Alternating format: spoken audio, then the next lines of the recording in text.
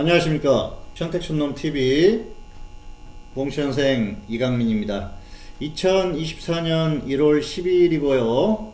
평택촌놈 토요시황을 전달하는 시간이죠. 자, 오늘은 정호영 대표님께서 몸이 안 좋은 관계로 제가 대신 간략하게 전달을 하도록 하겠습니다. 자, 평소에 특징주를 전달을 했었는데요. 오늘은 시황 그리고 관심 테마 이렇게 간략하게 두 가지만 전달을 해드리도록 하겠습니다. 자, 먼저 봉추선생 추가일 이벤트에 대한 안내를 드리고 시작을 하겠습니다. 1월 31일까지 유료 가입자에 한해서 추가일을 제공하고 있고요. 1개월 3일, 3개월 10일, 6개월 30일에 추가일을 제공을 합니다. 평택촌놈 홈페이지에 방문을 하셔가지고요. 유료 결제를 하시면은 추가일 지급을 해드립니다. 30일 3개월 있죠. 3개월 두 번 결제를 하시면 6개월 결제가 되겠죠. 자, 그렇게 되면 추가일을 지급을 해드리니까 잘 활용하시기를 바라겠습니다. 자, 코스피, 코스닥 이번 주 내내 하락 마감했죠. 오늘도 흐름이 좋지 않았습니다. 코스피 하락했고요. 자, 코스닥은 보실까요? 코스닥은 1.64% 하락했어요. 코스닥은 이번 주에도 강했습니다. 어제까지는 흐름이 좋았는데 오늘 조정을 받는 그런 모습이었습니다. 그런데 지금 기술적인 흐름을 보시더라도 아시겠지만은 코스피보다 훨씬 강해요. 코스닥은 간다는 거죠. 개별주의 흐름이 좋다는 겁니다. 그리고 대형주의 흐름도 나쁘지 않고요. 자, 코스닥 대형주 한번 보실까요? 그리고 중형주, 소형주, 중소형주의 흐름이 훨씬 좋죠. 코스피 같은 경우에는 대형주가 약해요. 그리고 중소형주의 흐름도 약한데 대형주보다는 그래도 좀 버티는 그런 모습이 나오고 있습니다. 그래서 지금은 이 코스피가 이번 주에 조정을 크게 받은 건 대형주의 영향이다, 그렇게 보시면 될 것 같아요. 특히 이 종목이죠. 삼성전자가 하락했는데요. 삼성전자가 이번 주에 급락이 나왔습니다.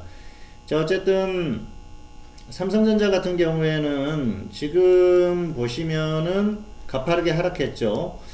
자, 최근에 문제가 되고 있는 게 뭐냐면은 기관입니다. 기관들이 수급적으로 굉장히 좋지 않아요. 자, 보시면은, 자, 한번 보실까요? 자, 쭉 보시면은 기관이 최근에 6조 정도를 매도를 했습니다. 그러다 보니까 기관이 쏟아낸 물량이 고스란히 그대로 지수에 반영이 되는 그런 흐름이고요. 반면에 외국인들은 매수세를 지속하고 있죠. 그리고 개인하고 같이 매수를 하고 있는데요. 중요한 건 기관이 매도하고 개인이 샀다는 겁니다. 그래서 지수가 좀 조정을 받고 있는 그런 모습인데 아직까지는 크게 문제될 건 없습니다. 기관 같은 경우에는 이게 연말로 가면서 지수 관리를 좀 하고요. 그리고 또 수익 관리 이런 측면에서 쭉 매수를 했었는데 지금 연초에 다시 매도를 하고 있습니다. 아무래도 기관은 특정 시기가 되면 다시 매수를 시작할 겁니다. 그리고 단기에 너무 많이 쏟아냈기 때문에 이제 계속 매도하기에는 좀 부담스러운 그런 구간이 왔어요. 그리고 지수가 계속 빠지는 건 그렇게 기관의 측면에서 좋은 건 아닙니다. 결국은 기관이 가지고 있는 우량주들이 하락한다는 거거든요. 그래서 그런 측면으로 봤을 때는 단기 하락은 과도하다. 그리고 지금 외국인들의 추세적인 수급으로 봤을 때는 역시 나쁘지 않다, 그렇게 보고 있습니다. 너무 크게 걱정하실 필요는 없을 것 같고요. 그리고 보시면은 최근에 미국 시장이 그렇게 나쁘지 않았거든요. 미국 시장을 잠깐 보시겠습니다. 자, 보시면은 미국 같은 경우에는 조정을 받았다가 다시 또 반등이 나오고 있는 그런 모습이에요. 그래서 지금 미국 시장에 비해서도 한국은 과도한 하락을 했죠. 자, 이제 단기적으로 지수를 결정하는 건 미국 시장입니다. 미국이 여기에서 단기에 또 조정을 받으면 한국은 추가적으로 조금 더 빠질 수는 있어요. 그런데 추세적인 흐름을 결정하는 건 기관의 수급이다, 그렇게 보는 게 맞을 것 같아요. 중기적인 수급을 결정하는 건, 중기적인 흐름을 결정하는 건 기관의 수급, 그리고 단기적인 흐름을 짧게 결정하는 건 미국 시장이다. 하지만 추세적인 흐름으로 봤을 때는 나쁘지 않다. 왜냐? 외국인들의 수급이 지속되고 있고요. 그리고 또 기관의 수급이 전환될 가능성이 상당히 큽니다. 그런 측면으로 봤을 때는 단기 하락은 좀 과도하다, 그렇게 판단을 하고 있고요. 처음에 제가 예상했던 지수가 정상적이라면 2550선 그리고 조금 더 빠지면 2500까지 올 것이다 말씀을 드렸었죠. 거의 근사치가 왔어요. 그렇기 때문에 크게 빠지지는 않을 것 같고요. 다음 주 같은 경우에는 2500을 터치를 하든 그러지 않든 다시 또 반등을 시도할 가능성이 좀 크지 않나 예상을 해봅니다. 어쨌든 단기적으로 반등할 구간이고요. 그게 추세적으로 이어질지는 역시 기관의 수급이 결정을 하는데 여기에서 크게 빠질 만한 그런 상황은 아니라는 거죠. 왜냐? 미국이 계속 가고 있는데 한국만 홀로 조정을 받을 가능성은 그렇게 크지 않다는 거죠. 최근에 불안 요인들이 많았죠. 한국 같은 경우에는 북한에서 계속 미사일을 쏴대고 또 서해안 쪽으로 포를 쏴대고 해가지고 좋지 않은 그런 상황도 있었고요.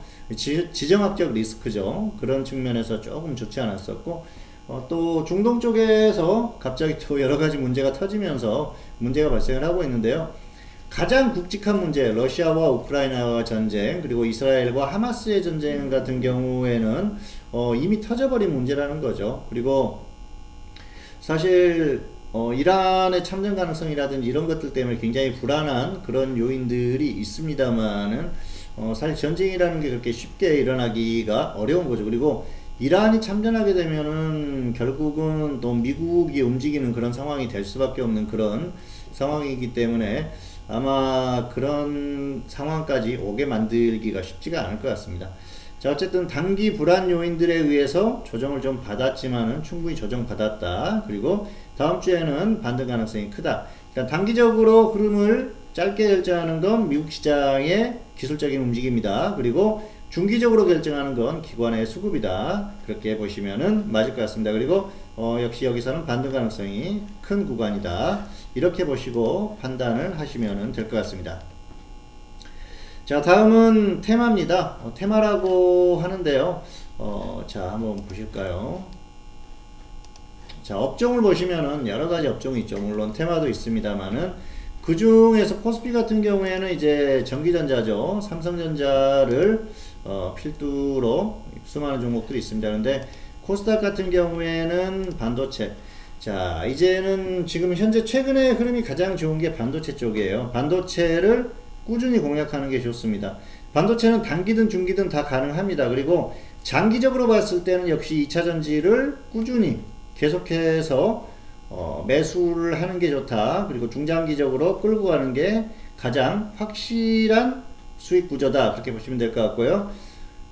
반도체 같은 경우에는 단기든 중기든 다 가능합니다. 2차전지 같은 경우에는 아직은 크게 움직일 만한 타이밍은 아니라고 보고 있어요. 개인적으로는 2월 중순 이후, 그리고 좀 느리다고 하면 3월 이후부터 움직이기 시작해서 올 상반기부터 본격적으로, 그리고 하반기에는 굉장히 크게 움직일 가능성이 크다고 생각을 합니다. 그래서 2차전지가 역시 작년에 이어서 올해도 크게 움직일 수 있는 그런 테마가 되지 않을까 예상을 해보고요. 자, 그리고 반도체 같은 경우에는 단기든 중기든 다 가능합니다. 최근까지 움직임이 굉장히 좋았었고요. 그리고 또 중기적으로 봤을 때도 역시 반도체는 앞으로도 갈 구간이 많이 있어요. 어쨌든 삼성전자가 조정을 받고 다시 움직이는 구간에서 다시 또 함께 움직일 거고요. 그리고 개별주들의 움직임이 좋게 나올 가능성이 굉장히 큽니다.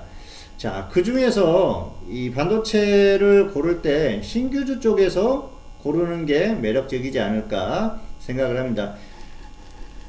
최근 한 1년 사이에 상장된 종목들 중에 가장 최근이면 더 좋겠죠. 그런데 최근에 가장 최근 종목들 같은 경우에는 예측하기가 굉장히 힘들어요. 그 중에서 반도체 관련주들을 가격 메리트가 있는 종목들을 공략을 해보는 게 좋다. 그렇게 보고 있습니다.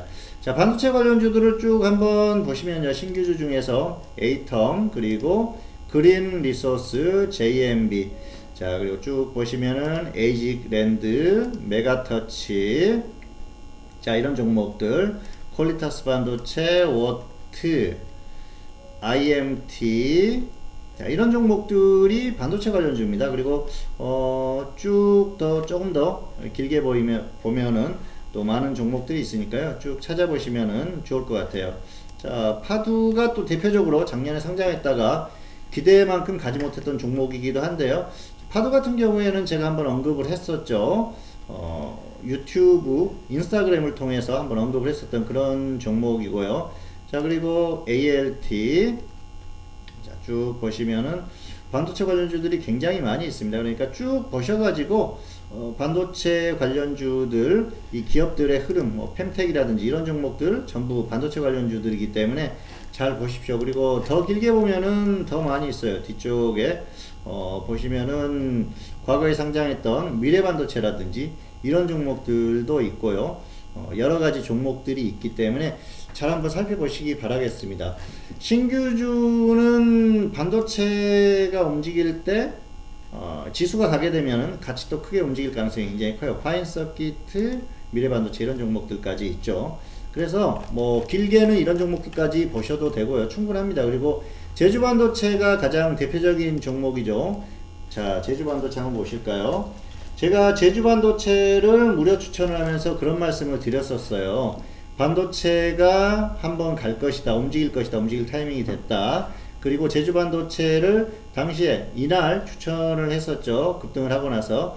그래서 당시에 4,400원에 추천을 했었는데 약간 아쉽게 가격은 오지 않았었어요. 그런데 융통성을 발휘해서 매수하셨던 분들 같은 경우는 지금 벌써 뭐 어마어마하게 수익이 났죠. 반도체는 앞으로도 좋을 겁니다. 계속 조정을 받으면서도 갈 거예요. 반도체는 관심을 갖고 지켜보시기 바라겠습니다. 그 중에서도 신규 상장된 종목들이 있으면 더 좋다. 그렇지만 단기에 급등한 종목들 말고 급등 후에 조정을 받거나 아니면 가격 메리트가 있는 종목들을 고르자. 이 정도로 정리를 해드리면 될 것 같습니다. 어쨌든 종목이 많기 때문에 잘 고르시면은 충분히 좋은 종목이 나오지 않을까 생각을 합니다. 자, 다시 한번 정리하면은 지수 같은 경우에는 단기적으로 짧게 지수를 결정하는 건 미국 시장의 기술적인 흐름이다. 그리고 역시 중기적으로 결정하는 건 기관의 수급이다. 자, 이렇게 정리를 할 수가 있겠고요. 테마 같은 경우에는 2차 전지는 역시 올해도 특정 시기가 그 시기가 정확히 특정할 수는 없겠지만 갈 것이다. 그래서 장기적으로 봤을 때는 2차 전지는 모아가면 결국 수익 가능성이 높다. 그리고 단기나 중기나 가능한 테마는 반도체다. 이렇게 정리를 할 수가 있겠습니다. 그리고 특히 반도체 중에서도 신규 상장된 종목들에 주목하자. 이 정도로 정리를 하도록 하겠습니다. 자, 2024년 1월 12일 평택촌놈 토요시황, 오늘은 제가 대신해서 전달을 해드렸습니다. 자, 어쨌든 주말 잘 보내시고요. 다음 주에도 좋은 결과 있기를 바라겠습니다. 마지막으로 이벤트 한 번 더 드릴 테니까요. 잘 활용하셔가지고 기회를 살리시기를 바라겠습니다. 자, 오늘 방송 여기서 마치겠습니다. 감사합니다.